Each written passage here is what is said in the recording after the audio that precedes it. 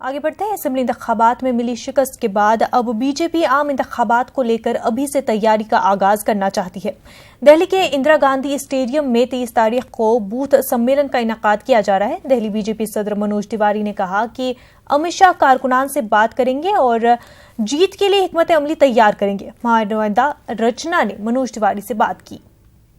दिसंबर को दिल्ली में बूथ सम्मेलन का आयोजन होने वाला है। पूरे मसले पर हमारे साथ बात करने के लिए मौजूद हैं बीजेपी अध्यक्ष मनोज तिवारी। मनोज जी, 23 दिसंबर को दिल्ली में एक बूथ सम्मेलन होने वाला है, क्या कुछ उसमें खास होगा? अब देखिए, जहाँ से भी सूचना आपको आई है तो सही है। अब बूथ अध्यक्ष मतलब जितने हमारे बूथ के अध्यक्ष हैं 13,878 के आसपास वो रहेंगे और उनके साथ साथ जो बूथ पालक हैं वो भी रहेंगे। तो लगभग 26,000 लोगों को यहाँ पे इकट्ठा होंगे और हमारे राष्ट्रीय अध्यक्ष श्री अमित शाह जी उनसे हालचाल लेंगे, उनकी बातें सुनेंगे। तो सर, इस बूथ सम्मेलन में कितने कार्यकर्ता शामिल होने वाले हैं और क्या इसे लोकसभा 2019 का आगाज माना जाए, यहाँ से आगाज किया जाएगा उसका?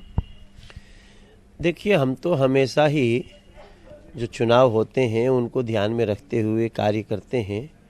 चूँकि बूथ अध्यक्षों से हमारे राष्ट्रीय अध्यक्ष जी का मिलना होगा तो ये निश्चित रूप से जो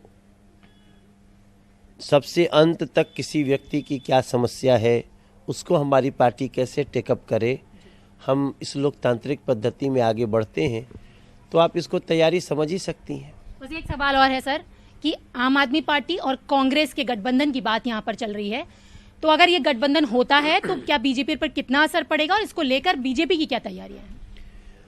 देखिए, अलग अलग लड़ेंगे लोग तो थोड़ा सा हमारी लड़ाई तो रहेगी, ये दोनों एक हो जाएंगे तो हमारी जीत तय है।